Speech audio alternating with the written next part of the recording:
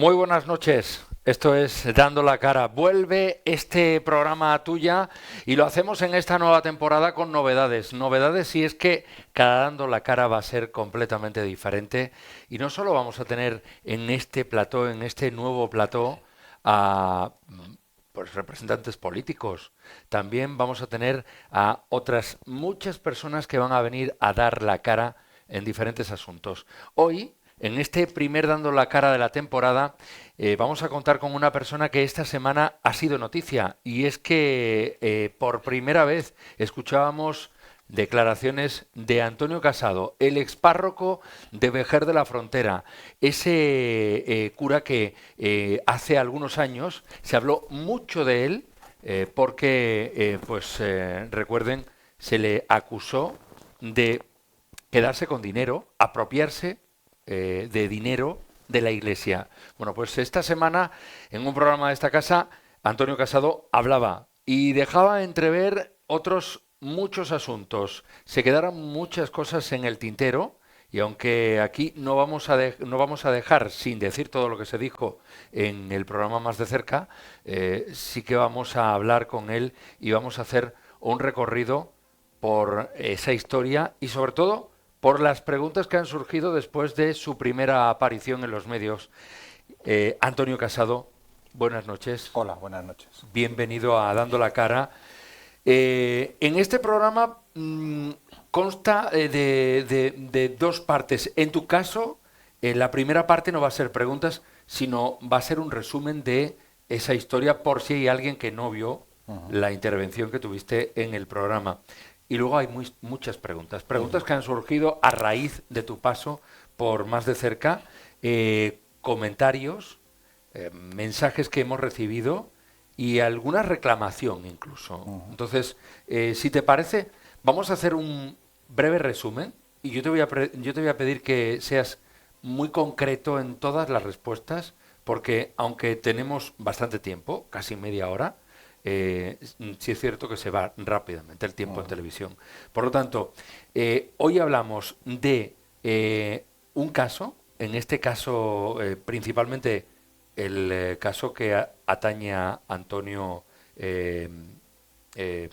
Casado, porque, como digo, hay mucha gente que ha preguntado y ha lanzado preguntas sobre tu caso, aunque también sobre otros, de los que hablaremos después.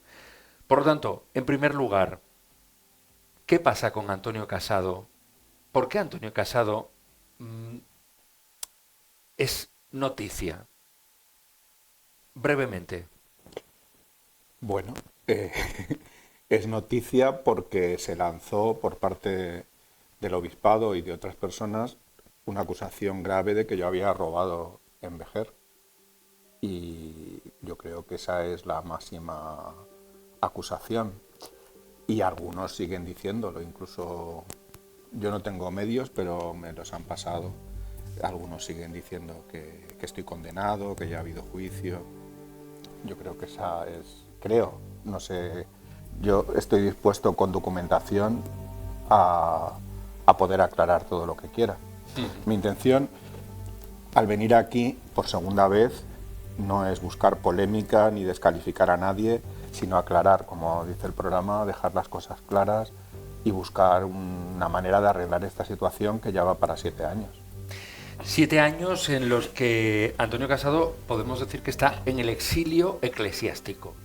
Estoy suspendido temporalmente. O sea, todavía no ha habido sentencia canónica. Se intentó secularizarme, pero el tribunal eclesiástico dijo que no era motivo. Entonces se llama suspensión cautelar. Cautelar hasta que termine el juicio. Un juicio que está a la espera y que tiene que ver con un caso pues de gran calado, porque has recibido amenaza. Antonio Casado asegura que ha sido extorsionado y ese juicio todavía no se ha celebrado. No ha empezado. El juicio que ha tenido lugar, pero que está recurrido porque es una primera instancia y luego, como todos sabéis, pues hay recursos y más recursos, después irá, supongo, a la audiencia, a Sevilla, y después puede ir al Tribunal Supremo, primero a Madrid. Es que no sé mucho del proceso, pero ese juicio fue porque el obispo, y también he traído documentación, se puede ver, me acusó de administración indebida o administración, no sé cómo es el término, administración indebida debe ser.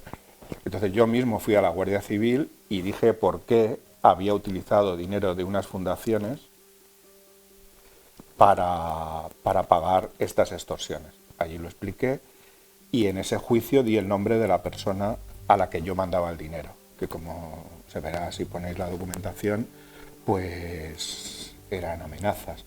Yo quiero decir que todo esto se hizo con el permiso del anterior obispo y que al final se convirtió realmente en un infierno que yo no se lo deseo a nadie. Quizá mi error fue, como ya dije el otro día, no confiar este problema, intentar solucionarlo yo solo, esperar a que Juan fuera mayor de edad, evitar que mi madre sufriera y las personas que estaban a mi alrededor, intentar solucionarlo yo solo, pero la verdad que el obispo no supo dialogar ni ha estado a la altura. La frase que yo definiría de don Rafael, que yo no tengo nada en contra, porque puede algunas personas decir, bueno, esto lo está diciendo para... Al contrario, diría que él, como le dijo a mi amigo Juan Pedro, un sacerdote, y él sabe por qué, él es de pasar página. Pero hay temas que no se puede pasar página porque va dejando muertos, y Rafael y yo estamos ya mucho tiempo en esta situación y yo creo que la dignidad, por eso vengo aquí, porque estamos en el año del jubileo. Jubileo no es simplemente una fiesta por hacer, sino que tiene un significado profundo, viene del libro del Levítico, en el que cada 7 años había que empezar de nuevo.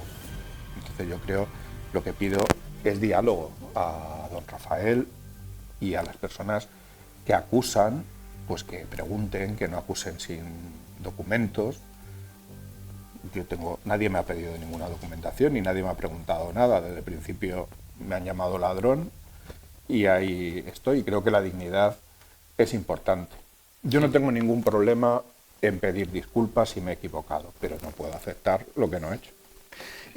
Mira, vamos a ir paso a paso y vamos a ir viendo alguna de esa documentación, porque hay que decir que Antonio ha traído muchísima documentación, y vamos a ir viéndola en este programa. Vamos a ir viendo esa documentación. Pero antes, y dicho todo esto, yo te voy a hacer algunas preguntas, ¿vale? Porque... hay preguntas que nos han hecho. Sobre todo la pregunta que nos han hecho es por la sentencia. Porque dicen que realmente, nos ha llegado muchos mensajes diciendo que realmente hay una sentencia. Y que si es verdad que no estás condenado. Porque nos han mandado algunos mensajes directos diciéndonos que Antonio Casado sí está condenado. Ha habido un juicio. Se hacen juicios en primera instancia. Ha habido condena en ese juicio, porque en ese juicio, lo que se juzgaba era la administración indebida sobre ese dinero que yo mandé y que yo fui el que mismo fui a la Guardia Civil para decirlo y dije a la persona a la que se lo mandaba, que como se verá en los documentos, pues piden dinero extorsionando y diciendo mentiras. Ese es el juicio que ha habido. Y ahí se me ha condenado, pero yo he recurrido. La otra persona, la condena, esa señora Miguela, la extorsionadora, ha sido condenada y ha admitido la condena. Y la condena ha sido a devolver el dinero al obispado. Y yo también.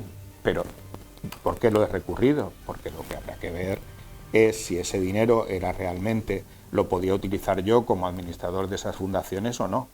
Luego, por tanto, yo no entiendo mucho de derecho, pero... cualquier persona puede entender que solamente uno está condenado cuando hay sentencia firme. Y no hay sentencia firme, ni civil ni canónica. A mí me ha extrañado mucho, aunque no tengo medios de comunicación, Pepe Ortiz, el alcalde de Vejer, pues haya puesto en tono amenazante y diciendo barbaridades. Lo que he relatado son hechos que se pueden constatar. No estoy condenado hasta que no haya sentencia firme. Y no entiendo este tono amenazante, porque nada de lo que dije el otro día es mentira. Tú me preguntas si quieres sobre el cementerio de Vejer.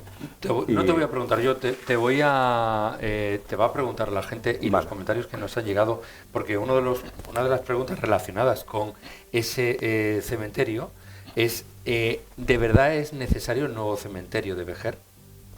Bueno, el nuevo cementerio, ese es el problema. El nuevo cementerio lo estaban haciendo con mucha ilusión cuando yo llegué a Vejer y, como se sabe, pedían, y es normal, cerrar el antiguo cementerio, el de San Miguel.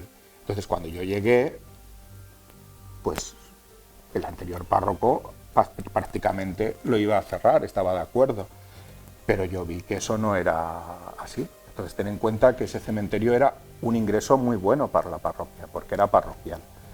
Y entonces yo consulté y en un cementerio me dijeron empresas que estudiaron que se le llama colmatado, no estaba colmatado y había para 50, 60 años. Y esto se lo dije al alcalde, cosa que no le gustó porque él quería abrir el nuevo, que era muy bonito y estaba muy bien. Entre medias se metió el obispado y ahí Pepe lo hizo muy bien, no dejándose manipular por el obispado, porque para cerrarlo le pedía al Ayuntamiento de Vejer 1 millón de euros, el padre Diufaín y la señora Lobato, es decir, el anterior ecónomo. Y le presionaron al alcalde, porque yo he estado en reuniones y él me lo ha dicho, a que pagara ese millón y recalificar los terrenos de Santa Lucía, que por eso querían echar a los colonos que tanto tiempo llevaban en esas tierras y que salió en El País, en el interior de Cádiz, y que tengo que decir a esos colonos, si me escuchan, que cuidado con lo que firmaron, porque parece que lo que firmaron es que ahora en cualquier momento se les puede echar. Claro, no hubo la recalificación y volvieron a dejarle durante un tiempo en esos terrenos. ¿Qué querían hacer? Pues un pelotazo inmobiliario por parte de alguna empresa y esto es así y lo mantengo y nadie me puede decir que no fue así. Ahí Pepe actuó bien. Lo que no actuó bien es la manera, para mí, que quería que yo cerrara el cementerio. Porque, ¿qué pasó? Cuando había espacio, yo mandé a hacer 75 nichos nuevos. Y yo mismo di orden, que fue la respuesta salió a tu pregunta sobre Pedro. ¿Por qué Pedro fue a Vejer? Sí. Pues porque antes se llevaba de otra manera. Y yo di orden de que esos nichos nuevos se guardaran precisamente para cuando hiciera falta, que no se tocaran. Pues en poco menos de unos meses se regalaron prácticamente, porque como tú sabes, la gente tiene unos seguros de decesos y 5 años pagados. Bueno, pues les daban prácticamente a precio de saldo esos nichos nuevos para que, si se agotaban, el ayuntamiento, que es el responsable del cementerio, no es la iglesia es una cesión. Entonces, pues claro, si se agotaban, el alcalde podía cerrar el cementerio, que es lo que quería. Si no hay nichos, pues se cierra. Entonces dijimos, el consejo parroquial se habló de seguir con el cementerio, porque la gente de Vejer quería que el cementerio estuviera en San Miguel, porque son sus familiares. Y sabemos que Vejer es un pueblo para eso muy tradicional para los difuntos. Y entonces, termino con esto, entonces ocurrió que por hacer eso tuvimos que ir a juicio, y él sabe toda la historia. Tuvimos que ir a juicio porque se regalaron 75 nichos y el dinero, pues a ver dónde estaba. Entonces el obispado nos llevó a juicio, claro, y él sabe todo eso. Entonces me extraña y le pido por favor que no tenga esas reacciones tan violentas sabiendo cómo son las cosas. Bueno, fíjate, hay muchas cosas, muchísimas preguntas, muchísimos comentarios sobre el nuevo cementerio de Vejer. También hicieron un comentario el otro día y es que decían por ahí que no ha prosperado por la iglesia y que es necesario para Vejer. Puede ser, sí, yo estoy de acuerdo que no ha prosperado por la iglesia porque quería ese dinero, está claro. A mí me parece una barbaridad que pidan ese dinero para poder abrir el nuevo. Yo ahí ni entro ni salgo, porque yo desde que me fui, quitaron el cementerio, lo pusieron en la Sociedad de Santa Marta, que yo siempre me negué. El padre José María en Barbate siempre se negó. Cuando se fue el padre José María se quisieron quedar, y el pueblo de Barbate, que precisamente era tu pregunta sobre Pedro, se levantó y ha conseguido quedarse con el cementerio. Y dije, Vejer no dijo nada. Y entonces pues que protesté. Y eso también ha caído regular, claro, tengo que decirlo, porque mira, hay una de las cosas que tengo por aquí apuntada, que llegó, es lo siguiente. Dice, ¿por qué dice que hay miedo en la Iglesia y en Vejer? No, en la Iglesia no, que hay miedo en la gente de Vejer, la gente de la Iglesia de Vejer, a meterse o a hablar del obispado. Lo digo por lo siguiente. Cuando pasó esto de las fundaciones, que Antonio Muñoz dije, y Antonio Morillo y otros lo saben perfectamente, hicieron una reunión con la gente de Vejer, la Sociedad de Amigos del País, que he traído el documento, para pedir al obispo que les explicara esto. O sea, que no era que yo había robado, sino que había hecho lo que se había hecho siempre en Vejer, utilizar el dinero de esas capellanías exentas, porque lo que hay que explicar... Por eso dije que hay libros de Antonio Muñoz que lo explica, que hay capellanías que sí el obispado tiene derecho a quedarse y se pagaba, pero había otras que no, porque son fundaciones que todavía están vivos. Y el único que era administrador y existía en la fundación, porque ya prácticamente los familiares no estaban, era el párroco. Y ese dinero lo han utilizado, dije, el párroco Balbino, lo utilizó el párroco anterior, Juan José, cada uno según daba a entender en los gastos. El párroco Juan José compró un coche al párroco de Cantarranas, ayudó, es decir, no voy a entrar, pero sé en qué se gastaba ese dinero. Yo con ese dinero pagué un retablo del siglo XVI que estaba allí abandonado y está puesto, hice una capilla, es decir, se iban haciendo cosas. Ayudé al padre Paco, que también me preguntaste, al del Colorado, con su hermano, cosa que si quieres después sacamos. Sí, entonces, en esa reunión, te contesto, en esa reunión que iban a hablar, llegó el padre Cristóbal, que está ahí, la firma es algo del obispado, y les dijo a la gente de Vejer que cuidado con lo que hacían, cuidado con las consecuencias.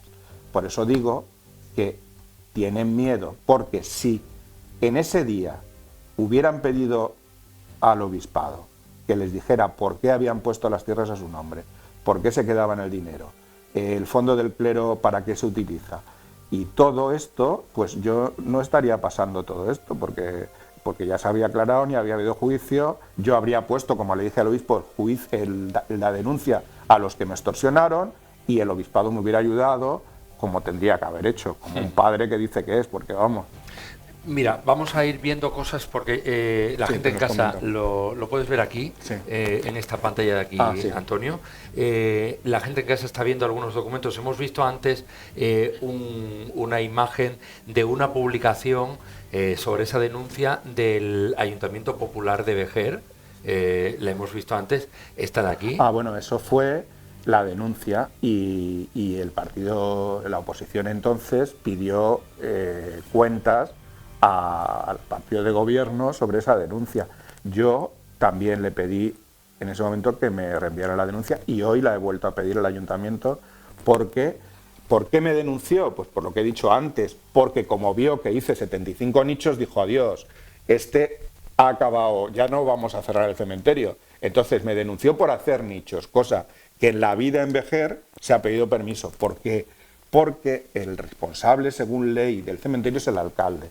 La Iglesia, ¿por qué tuvo cementerio? Para ayudar, porque la Iglesia no puede tener un cementerio, sino que es una concesión. Entonces es como si yo trabajo para ti, tú me das unas órdenes y tú luego me denuncias.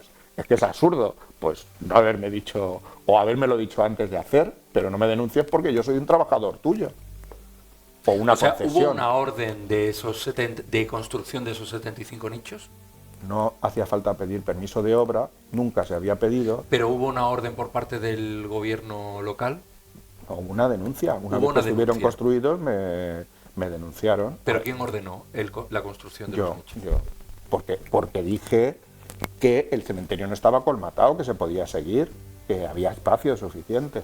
Claro, y esos 75 nichos llegan en un momento... En el que había 50 años más, porque ¿Y qué pasó? Pues que al ver los 75 nichos, y él lo sabe muy bien, porque es casi seguro, y si no que diga que no, sabe, si no yo no entiendo, por qué en unos meses casi se regalaron a la gente a precio de saldo. Nuevos. ¿Para cuánto tiempo es? Pues eso te digo, un cementerio funciona a través de que nichos que se quedan vacíos, de gente que tiene otro nicho y traspasa los restos. Entonces, pues puede ser 50 años, nuevos, los nuevos, claro, porque todo esto es reutilizable. Entonces lo que se dijo es, vamos a reutilizar los antiguos, los que quedan vacíos en vez de los nuevos. Ahí uno de los problemas que había es que había mucho, por ejemplo, había ocupado un panteón de la familia de las Lomas, los Mora Figueroa, y eso parecía que no se podía tocar. Y había una persona ahí del siglo XIX, de 1800. Entonces, no, eso no se puede tocar. Yo llamé y es que ni conocían, era una prima antigua que ocupaba un montón de espacio. Y entonces me dijeron, yo les dije, mira, no habéis pagado hace 80 o 90 años. Ah, bueno, pues quítala de ahí y métela en un nicho. Digo, vale, pues yo os regalo el nicho y quitamos el panteón, porque eso ocupaba, de ahí se pudo hacer, pues eso, 75 nichos, wow, que estaba en medio de... Es decir, que no hacía falta cerrarlo. Ahora, yo entiendo que Pepe, porque se lo exigía el mancomunado, quería cerrarlo, y lo entiendo, porque los cementerios en Vejer era imposible.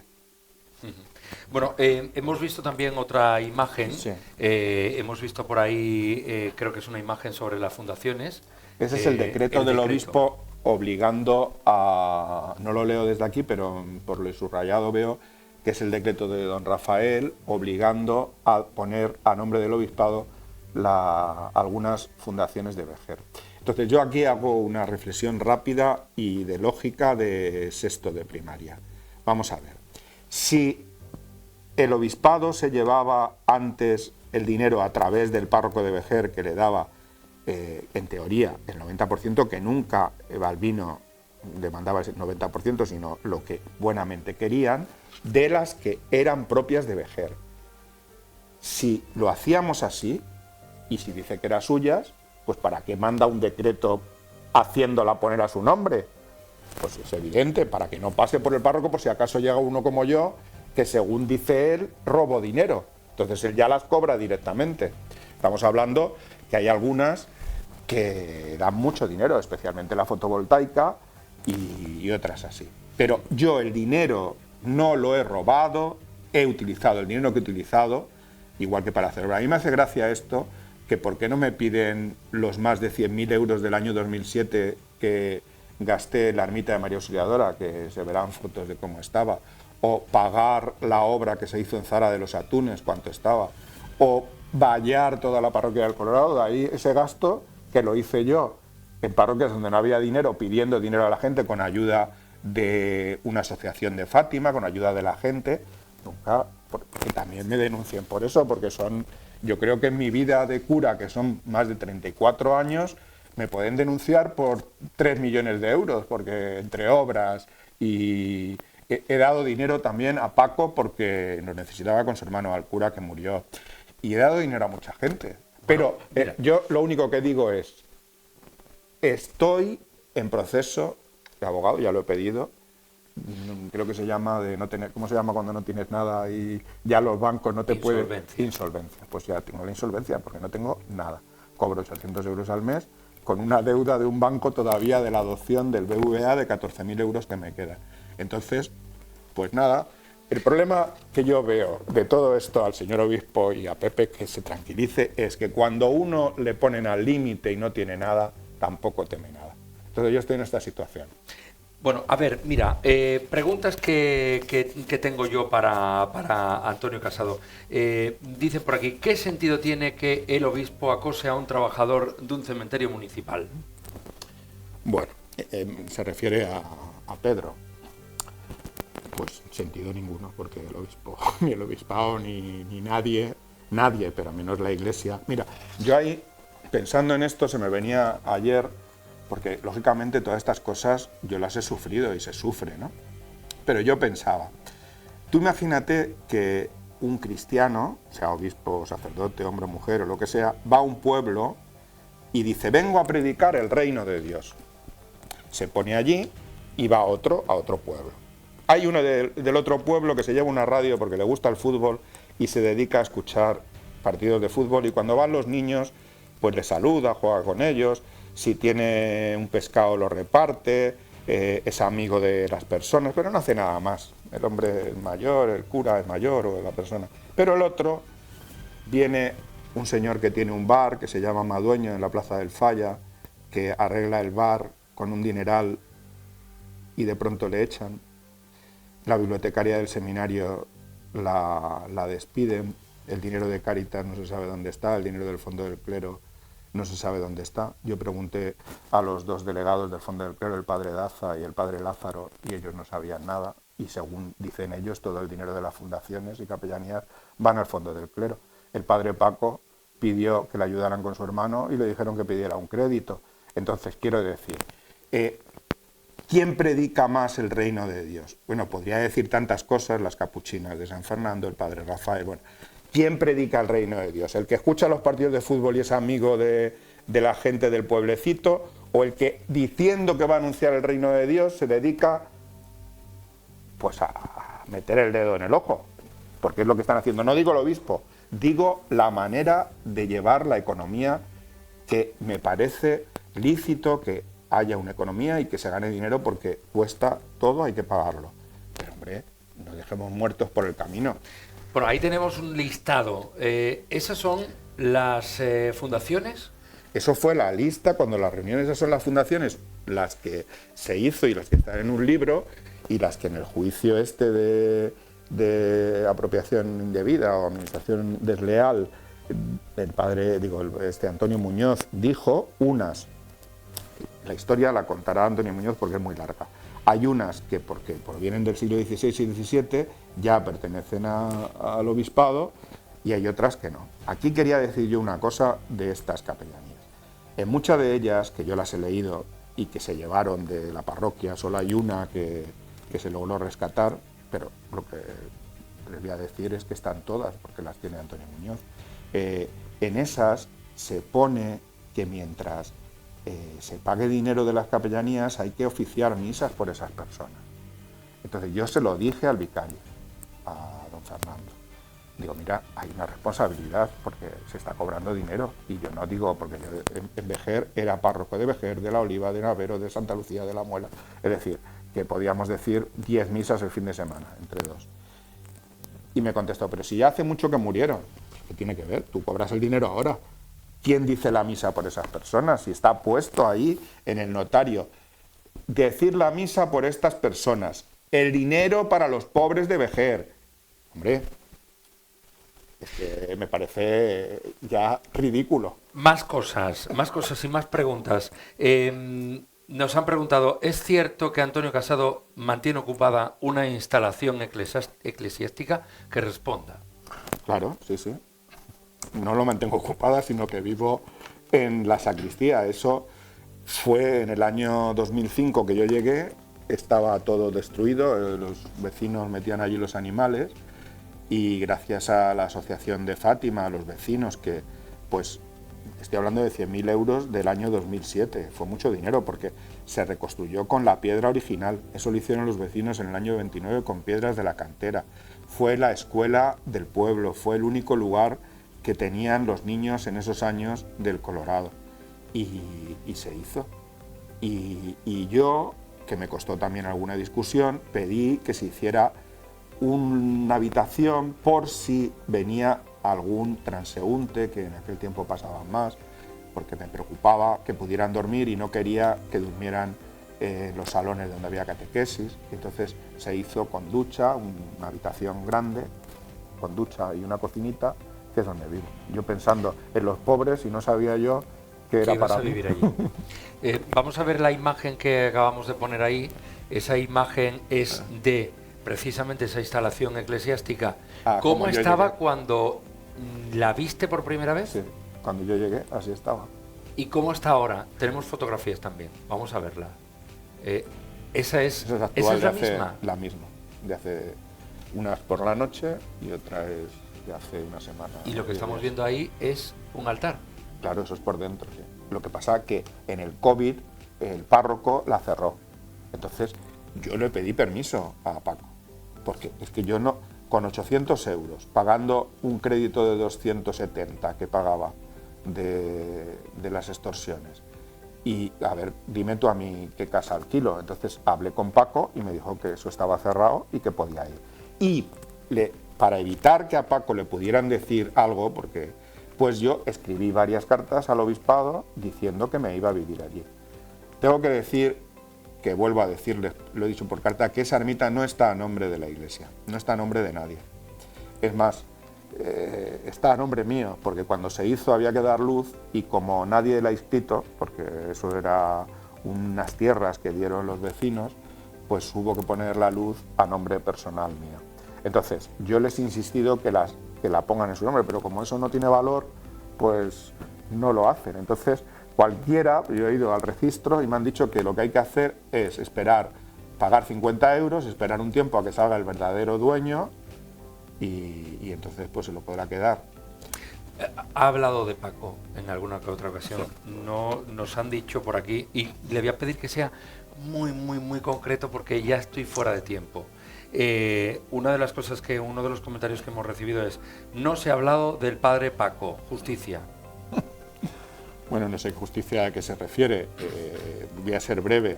El padre Paco ha muerto no hace ni un año y era amigo mío. Y es verdad que tenía un problema de alcoholismo, pero no le han ayudado. El padre Rafael... Sobre el padre Rafael. El padre Rafael y yo... Pregunta. No, pero que te iba a decir con Paco. El padre Rafael, la semana antes, que ya le vimos mal, porque le hemos acompañado, no es tan fácil. Claro, dice el obispado, hemos intentado ayudarle. Bueno, ¿cómo intentaron ayudándole? Mandarle a Campello, a un centro de curas, sobre todo con problemas de sexualidad, de pedofilia, y lejos de su hermano, que era realmente el problema, que estaba enfermo. Entonces él no quería irse tan lejos, porque el hermano era dependiente totalmente de él, y entonces no quería irse tan lejos. Pidió trabajar en el hospital para tener algo más, pidió que le ayudaran del fondo del crédito, le dijeron que pedía un crédito, y lo último que fue es mandarlo ahí a un pueblo perdido en el campo de Gibraltar, que fue cuando Paco ya se hundió, empezó ya a fumar, que llevaba años sin fumar, y a beber como un descosido, y el padre Rafael avisó al vicario, avisó a los curas de que estaba mal. El día anterior fuimos a verlo, yo le noté las piernas muy hinchadas, avisamos y esa se quedó de un infarto. ¿Y qué es en este momento del padre Rafael? También nos han preguntado. Pues el padre Rafael sigue en Conil, cosa que lo que no entiendo es que todos los que le apoyaban y decían todos somos Rafael, precisamente por esto que estoy diciendo, él tampoco lo denunció. Él lo único que hizo fue, ante una foto que casi parecía Marco Antonio de Dioufáin en el periódico, en el Diario de Cádiz, en una escalera diciendo hemos saneado la diócesis, la economía, dijo que esa está muy bien, sanearla, pero no esas maneras, que hay formas de hacerlo más éticas y más cristianas. Eso fue lo que dijo. Y luego, en su Facebook, hizo comentarios de noticias que salían, porque hay miles de noticias de juicio de trabajadores, y es que no las inventamos nosotros. ¿No hay libertad entonces dentro de la Iglesia? De libertad, sí. ¿Tú sabes lo que hicieron para callarle? Mandarle de capellán en pleno COVID al hospital de Puerto Real. Yo fui con él y le dijo, pero ustedes están locos con su problema de sobrepeso y de corazón en COVID. Usted muere, o sea, es que no hay ni EPIT ni nada aquí. Pero ¿cómo voy a ir? Entonces, a raíz de que no fue al hospital en pleno COVID a trabajar de capellán, pues le han puesto desobediencia, le han puesto de todo y está suspendido. Y lo que digo del pueblo de Conil, voy a hacer una reflexión que sé que va a sentar también mal, pero ya que estoy aquí, pues aprovecho y la digo. Vamos a ver. Si tú quieres hacer una tortilla de patatas, te hacen falta los ingredientes. Si tú quieres que una parroquia funcione, no puede funcionar porque te falta el huevo, que es lo fundamental, así me entienden todos. Jesucristo hablaba siempre así, en parábolas, no sé por qué hablamos los curas tan raros, pero bueno. Si te falta el ingrediente que es la verdad, ¿cómo va a seguir funcionando la catequesis, las cofradías? Es que falla la base, eso se hunde. Porque si tú tienes al anterior párroco, que por decir que estas cosas que tú me estás preguntando, que no las ha dicho Rafael, sino han salido en toda la prensa, están mal y lo tienen viviendo ahí en la casa parroquial porque le piden que salga y no tiene dónde ir, y me pasa como a mí, pues ¿cómo va a funcionar? Entonces todos somos Rafael y ya casi se han olvidado de nosotros, menos mal que al verme se acordarán. Muchas gracias a vosotros por... y yo venía porque estamos en el año del jubileo, por eso quiero. Y el jubileo significa, como he dicho al principio, que podemos empezar de nuevo. Don Rafael, le pido, antes de irse, que todos dicen que le queda poco, yo no sé, y en el año del jubileo, ¿por qué no soluciona los problemas que tiene con un poquito de diálogo, un poquito de misericordia? Y yo creo que es posible, sobre todo si predicamos que estamos en el jubileo. Bueno, mira, hay muchas cosas que se quedan en el tintero, pero sí, yo quiero enseñar algo que me parece verdaderamente aterrador. Es, compañeros, la información número 7, porque a mí me parece increíble y tiene que ver con el caso de Antonio Casado. Antonio Casado se le reclama unas cantidades de dinero que precisamente se le dice que las ha robado. Se las ha llevado de un dinero que pertenece a la Iglesia, según dicen por ahí. Pero lo que van a ver ahora son conversaciones que mantenía una persona que está denunciada. Esa sí que está acusada porque ha aceptado la condena a devolver y ya ha devuelto al obispado la mitad del dinero.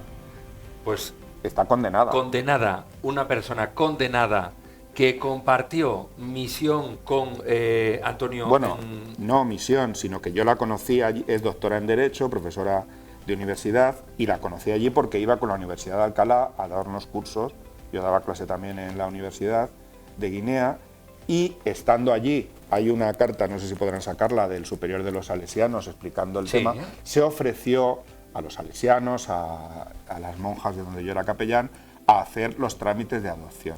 Y ahí vino el engaño. Ella no vivía en Guinea, vivía en Madrid, y se ofreció y el engaño ha durado. Es verdad, mi error fue tener miedo y no haber cortado antes todo esto. Pero yo tuve miedo por la situación del niño.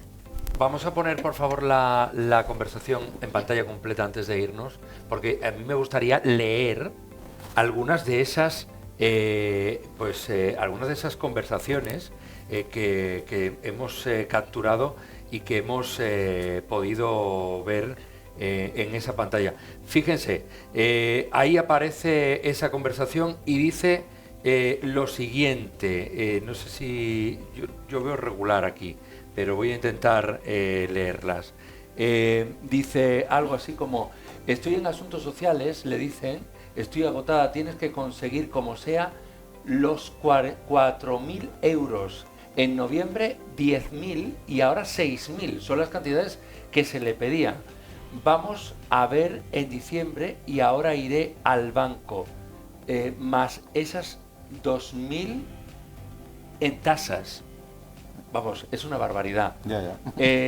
Dice, yo estoy fatal, no tengo manera de conseguir ese dinero, no hay nadie que me pueda ayudar o a quien se lo pueda pedir, dice Antonio Casado.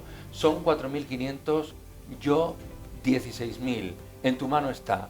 Pero lo mejor de todo, de toda esta conversación, es que le dice, una vez que le dice que no puede, que no hay manera de conseguirlo, le dice, pues ya llegará una denuncia, lo que no puedo hacer nada, la que no puedo hacer nada soy yo. Llevo desde julio 49.700 euros y ahora 16.000. Tú verás. Vale, pues ya está. Se tratará más de la... a ver si lo puedo leer yo. Se tensará más la cuerda y no conviene. De momento sería el último esfuerzo, pero ya sé, no se les paga. Te llamarán. Y luego, si piden tus señas para mandarte la denuncia, pues ahí está Antonio, que se las manda las señas para esa denuncia. Eso está en el juzgado de Chiclana, saldrá el juicio. Yo te doy las gracias porque para mí también el hablar me lo dijo Pedro, que hablé con él el otro día, Pedro, el de Barbate, y que ya tengo en la cabeza, que no me acuerdo, Pedro Álvarez, que mentalmente esto me venía muy bien, el poder, además, la verdad que estoy como en casa, es una televisión que esto de la tuya le viene bien, porque no estoy nervioso, aunque esto... Y me viene muy bien. Y luego quiero decir que mi error fue intentar sacar adelante todo esto. Ya dije que don Antonio Ceballos sí que me ayudó y estaba enterado, con este obispo no ha sido posible, y que he sufrido en Vejer, gracias a mi madre, a Pepi, a Pedro Pablo, a Jesús, a mis amigos, a Paco Algora, que murió, era muy amigo mío. Y en definitiva, gracias a los que estuvieron a mi lado en Vejer, que se darían cuenta que algo pasaba, porque la cara es el reflejo del alma, y se darían cuenta que algo estaba pasando. Yo creo que Vejines, la mujer de Vejines del bar, me lo preguntó un día. He intentado, era una cruz, y no se lo deseo a nadie lo que he pasado. Gracias a Dios he salido de esta situación, y lo que quería y lo que me pidieron los salesianos, la congregación del niño del orfanato, era la misión de que el niño, que ya tiene 25 años y tiene su trabajo y es independiente, pues eso lo conseguí.